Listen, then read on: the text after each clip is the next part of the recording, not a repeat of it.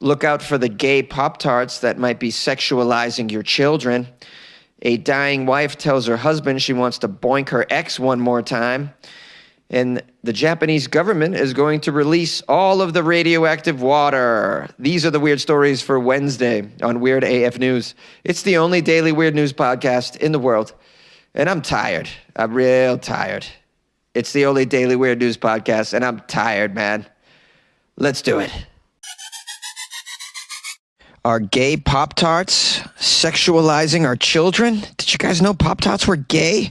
Oh, man. Another day, another classic food being canceled because it's gay. Let's find out what's going on with Pop Tarts. Why are they so gay? I had no idea. I love Pop Tarts. I miss them. Pop Tarts here. We have a former Trump advisor. No, we should probably stop right here, right? A former Trump advisor. Okay. He's also, it says great. He's a white nationalist. That's always helpful in the culture. The more white nationalists you have, the better. They're great. If you want to live in fear and paranoia, that's always wonderful. Xenophobia, I find to be awesome for the culture. More of that. We have this man's name, Stephen Miller. Okay, let's find out what this dumbass is all about. He filed a complaint with the Equal Employment Opportunity Commission accusing Kellogg's, the makers of Pop-Tarts, of targeting children through marketing campaigns that politicize and sexualize their products. All right, Miller's right-wing nonprofit America First Legal. Now, I'm sure this nonprofit organization is doing a lot of good in the culture. They tweeted a list of these products, which included a 2022 collaboration between Pink Lemonade Pop-Tarts with neon pink filling and GLAAD, G-L-A-A-D. I had to look that up. GLAAD is a nonprofit focused on LGBTQ advocacy and cultural change. They fight for the rights of LGBTQ people. They had a deal with Pop-Tarts, apparently, to make a pink lemonade Pop-Tart with neon pink filling. That sounds delicious, by the way. The gayer it is, the more delicious it is, it seems to me, when it comes to flavors. All the gay flavors are awesome. They're always like strawberry, lemonade, cotton candy. Oh, those gay flavors are awesome. I'm all for gay flavors. I want more gay flavors in my life, guys. I'll give you my address if you want to mail me some gay Pop-Tarts. I'm down. The gayer my Pop-Tarts, the better, to be honest with you. I want my gay Pop-Tarts that come right straight from the gay nightclub. That's how I want my gay Pop-Tarts. I want them all hot and ready to go. So it says here, in addition to the gay Pop-Tarts, this white nationalist is accusing Kellogg's of other stuff, such as having a Pride cereal. I don't know about the Pride cereal, some limited edition. It was rainbow heart-shaped cereal. Wow, it sounds delicious. See, I told you, the gay flavors are amazing. The complaint also cites drag queen RuPaul's appearance on a Cheez-Its box in September, and Tony the Tiger posing with transgender influencer Dylan Mulvaney at the Tony Awards in June as well. Oh, Tony the Tiger, hanging out with transgenders. Can't have that. It's a fictitious tiger person on a cereal box, bro. Really? Oh, man, it's so exhausting being a conservative, isn't it? You're constantly having to fabricate evidence for your paranoid fantasies. Got to look for gay everywhere. Where's the gay? I know it's around here somewhere. So now I'm going to get rid of this gay. Flamingos. Very pink. I'm thinking these birds are quite gay. Oop, Corvettes. I think Corvettes could possibly be gay. You know what? I think we should get together and cancel flowers. Flowers should be canceled. Flowers are gay. I know they're trying to take Shakespeare out of classrooms, these conservatives, because they talk about sex. Oh my God, sex.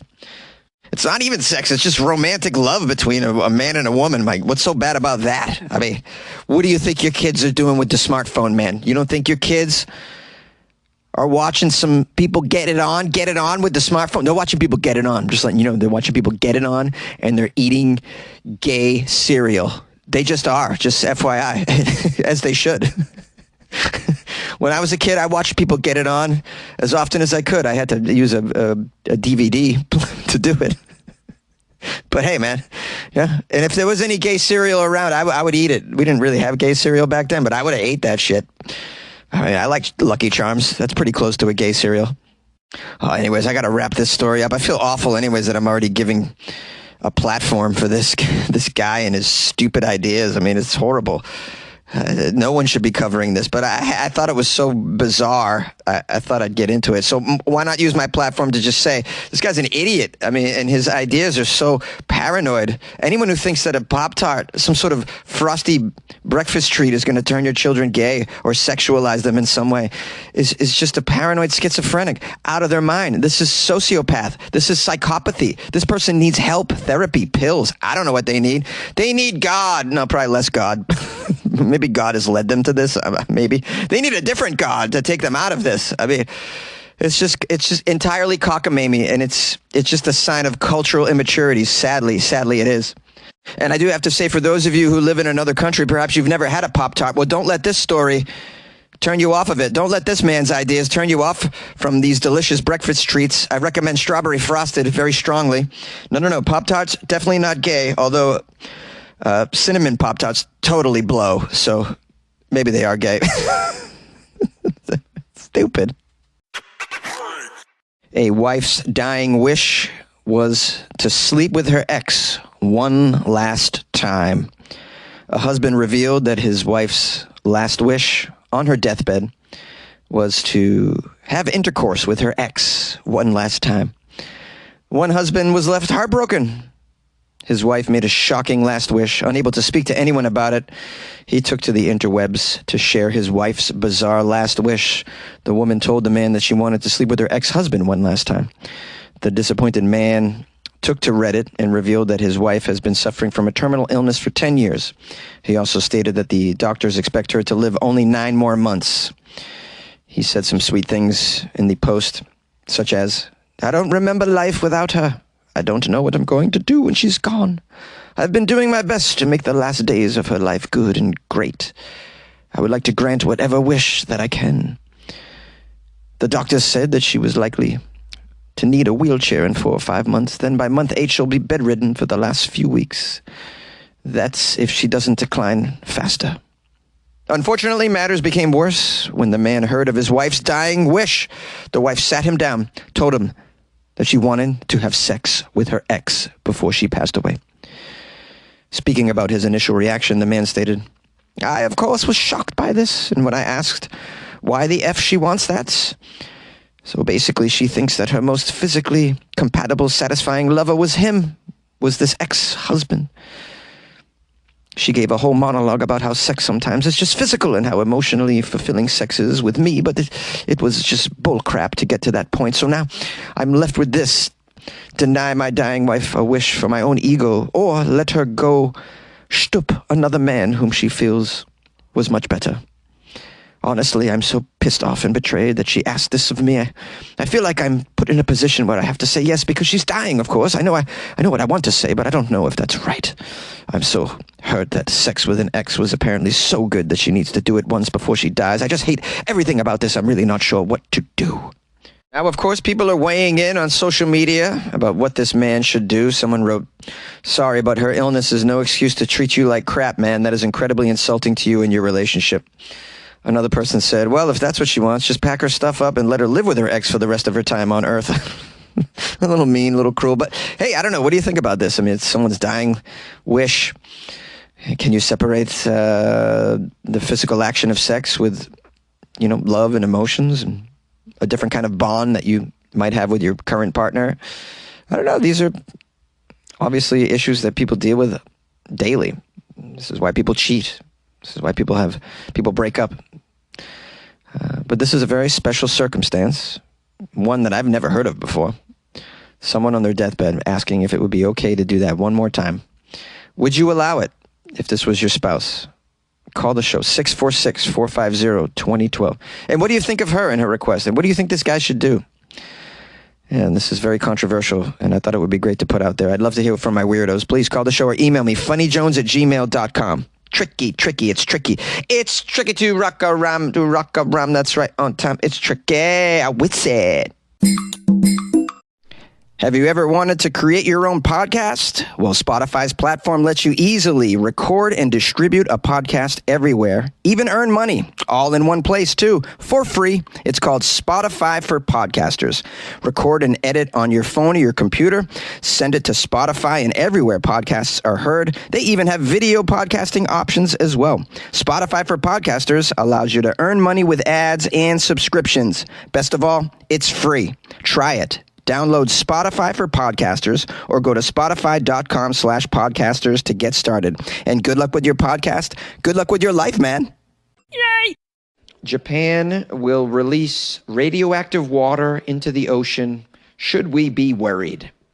Japan is going to begin releasing treated radioactive water into the ocean.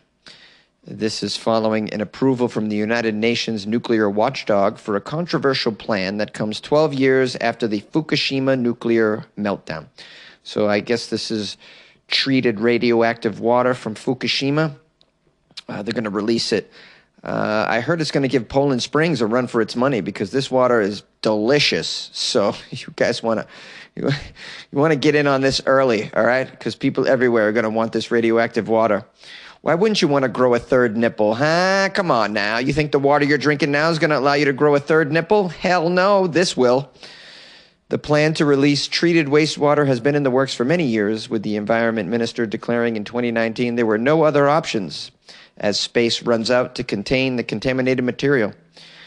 No other options. They got to just release it out into the ocean. Well, I mean, I think the rest of the ocean's radioactive anyways, so it probably doesn't matter too much. But there is the concern that this might create Godzilla. I don't know if you guys are familiar with how Godzilla was created, but I believe it was radioactive water released into the ocean. Correct me if I'm wrong. I believe it was radioactive something, and it had something to do with the ocean. He comes from the ocean, or she. Is Godzilla a he or a she? I don't know. I didn't see a pee-pee on Godzilla. Godzilla didn't have a pee-pee as far as I could see. Seem to have bro energy, though, so I'm going to guess Godzilla's a bro. All right, here, back to the story. We have Rafael Grossi, chief of the International Atomic Energy Agency.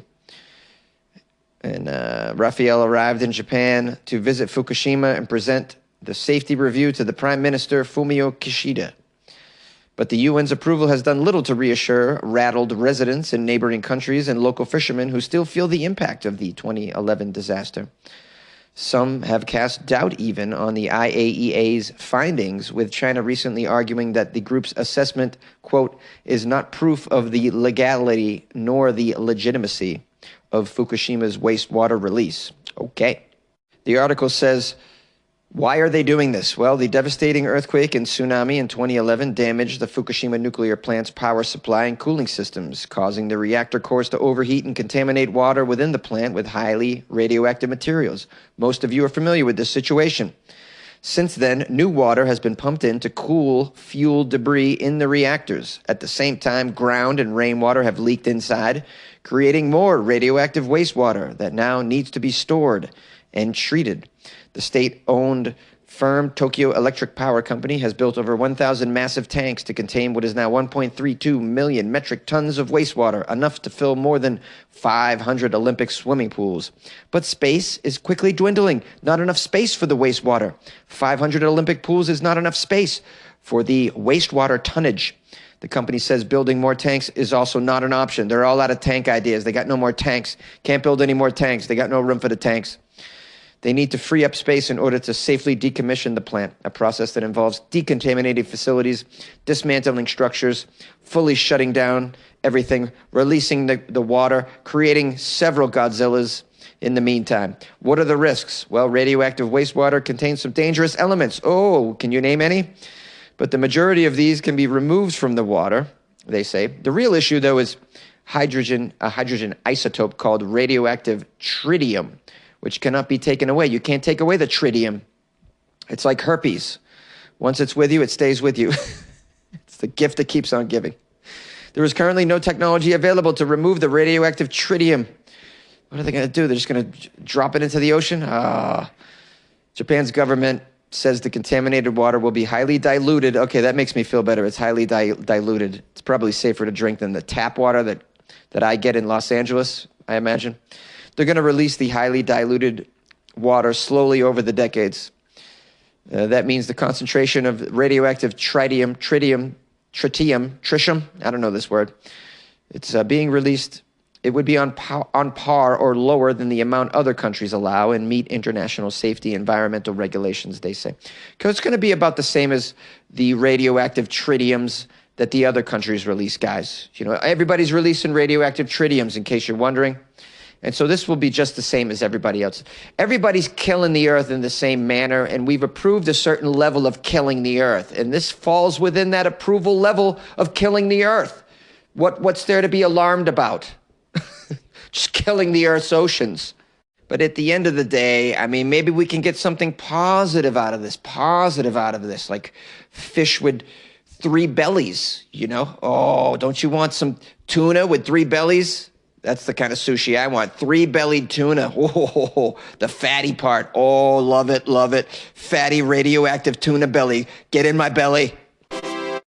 Thanks for joining me for this episode of Weird AF News, my loyal listeners and friends of the show. We welcome one and all. We even welcome callers. That's right. You can call the show 646-450-2012. And after this outro, I'm going to publish some phone calls. That's right. We're hearing from some familiar voices, such as Michael from Iowa City, Jim from Cleveland. Of course, we have Hannah. And newbies like Aaron from Ohio. So that's pretty cool. Oh, heard from Buck from Vegas as well. And I got called by a law firm. So that was fun. Anyways, if you want to stick around for those phone calls, they're quite entertaining. If you'd like to email me, my email is funnyjones@gmail.com. Please feel free to send me stories and links to weird articles that you come across. I appreciate all the assistance. And if you want to support the show, please tell a friend. That's right, tell a friend. Tell an enemy. I'm not against you telling an enemy as well. That's a good thing to do for someone. Anybody, a relative, be they dead or alive. I think you can listen to this even as if you're a spirit. You know, if people can marry spirits, if spirits can get married, then they probably can listen to podcasts, I think. I know they can get married because I've covered so many stories on the pod about ghosts marrying humans. So anyways, this is going off the rails per usual, and that's, you know, I had a very late night. Forgive me.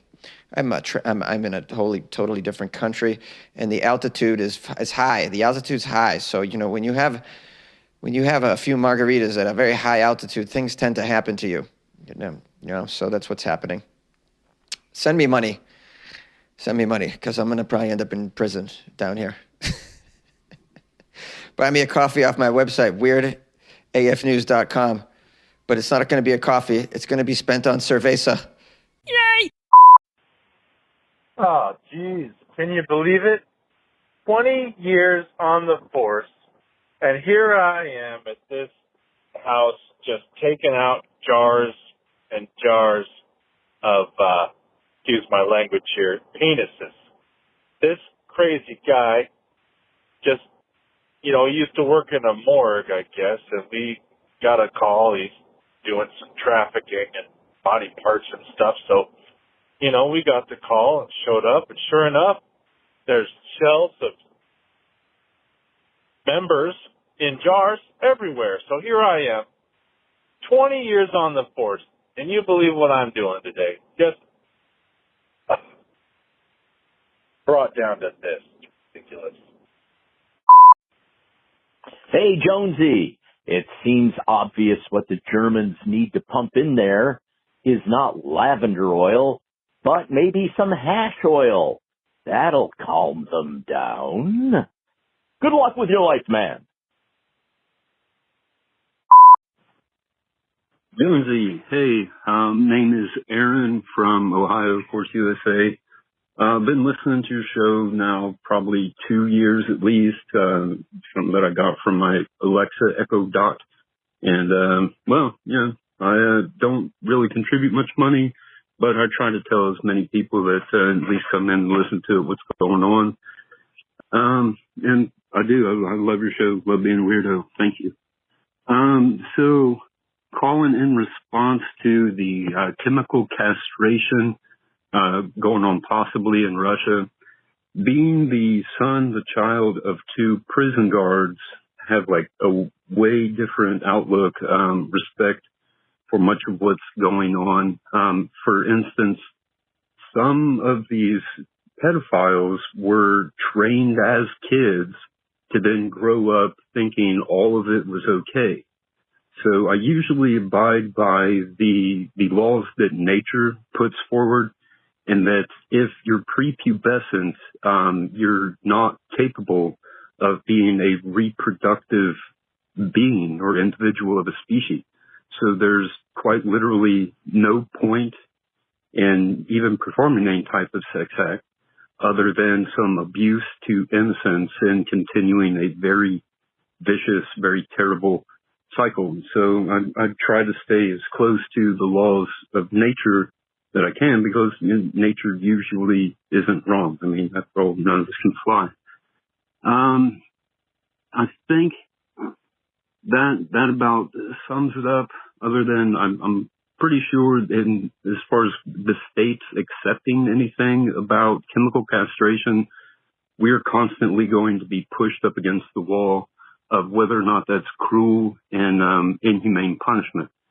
And that being said, I think the other wall that we've kind of started to break down and invited into our homes, it's into the roles of public fora. And so normally, anything of public fora, there are only two rules. Rule number one, you cannot assault, or don't be a bully. Rule number two, you can't threaten to assault.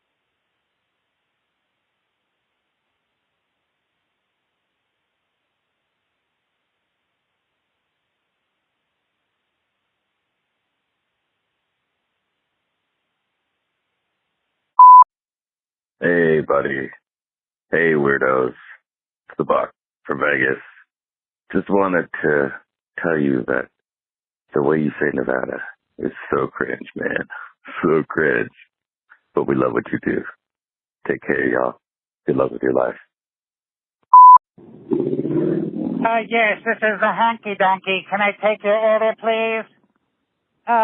Yes, I think I would like, let's see. I think I would like the family-size package of the Anne Frankfurters. How about the Adolf Hitler crisps? And I'd like those extra crunchy. And with the Eva Brown sauce, please. Let's see, what else have you got? How about the Genghis Khan Mongolian beef, the large size? And how about the mousy tongue sandwich? And how about the Khmer Rouge Pol Pot stickers? Yes, I think that will complete my order for today. Okay, let's see here. The Anne Frankfurter family package, that will cost you $8. The Adolf Hitler, that's a total of $6 million. The Genghis Khan, that's $40 million. The Mao Zedong, that's $40 million. And the, let's see, Pol Pot, that's $2 million. So we got an 85, 6, 91, 90, that was going to cost you 91 million and 8.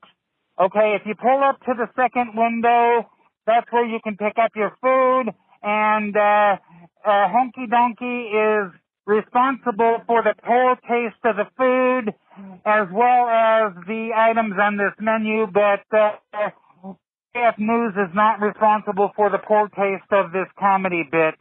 If you pull up to the first window, you can pay with your life. Okay, thank you for coming to Honky Donkey.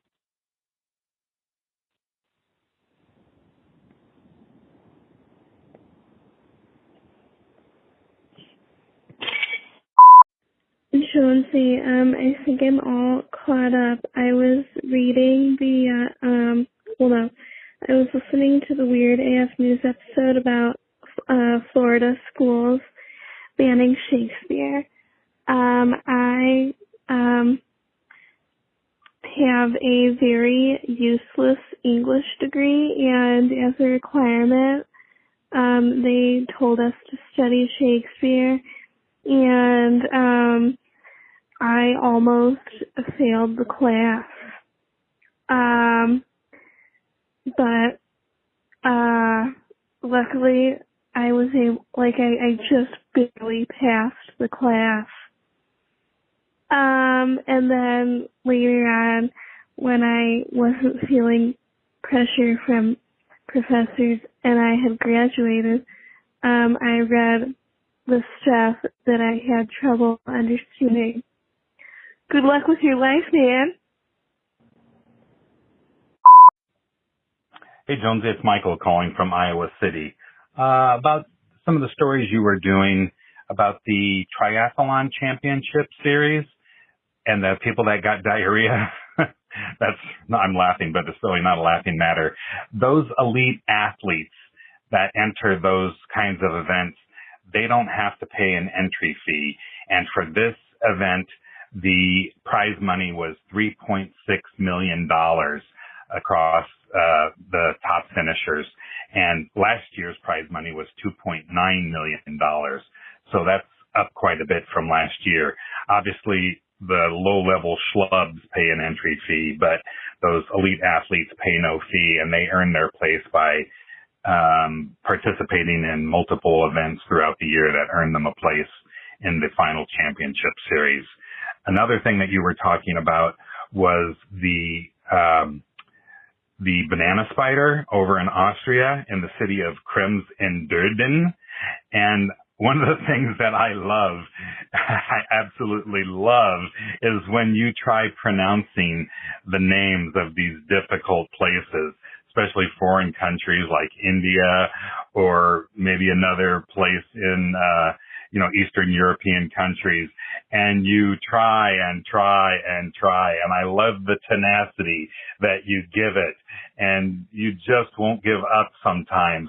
And then at the end of trying 4 or 5 or 6 or 8 times, you say, nailed it, even when you clearly haven't.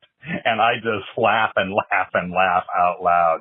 So that's something that I love when you do it, and please don't stop doing that. On the outro yesterday, you were singing one of your little ditties, and it was an ELO song. This is another thing that I love that you do. Please don't stop the little musical interludes. And while I personally am not a huge Jeff Lynne fan, I am a fan of his band ELO. And he also, Jeff Lynne, was in the Traveling Wilburys, one of the group of most talented 5 individual men that, pardon me for being judgmental here, I usually try not to be especially about people's looks, but 5 of the most talented singers ever, but 5 of the ugliest men ever in occupying one small space at the same time. Tom Petty, Bob Dylan, Jeff Lynne, Roy Orbison, and George Harrison. But, very, very talented men, but not an attractive group of gentlemen. But, yes, I am a fan of ELO. So thank you for that musical interlude. And for the youngins out there that... Chris Jonesy with the weird news. Go, Chris Jonesy, go. Good job, you rock and roller. Jonesy, you rock and roller. I thought you were pretty funny with the Loch Ness story. Very funny. I think you hit it out of the ballpark. Hopefully you're having a good day, buddy. Getting ready for my football game preseason. I know it doesn't count. Deshaun Watson's playing. I don't know for how long, but we'll see what the gentleman can do. Hopefully you're doing good, getting ready for football season. And come on, man, you got to pimp out them shows you're doing. I need to hear where you're at. It's very interesting.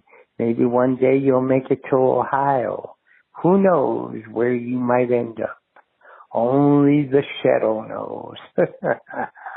All you weirdos out there, love you all. Love you too, Jonesy. Jim from Cleveland saying it's almost time for football season. We'll see what my team does. Talk to you later. Love you. Hello, Mr. Jones.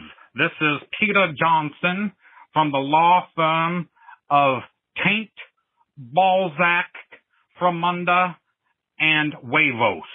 And you put out a call for some legal advice on the case of this transgendered woman whose testicles were removed, and her ex-partner is maintaining possession of her testicles, refusing to return them to her.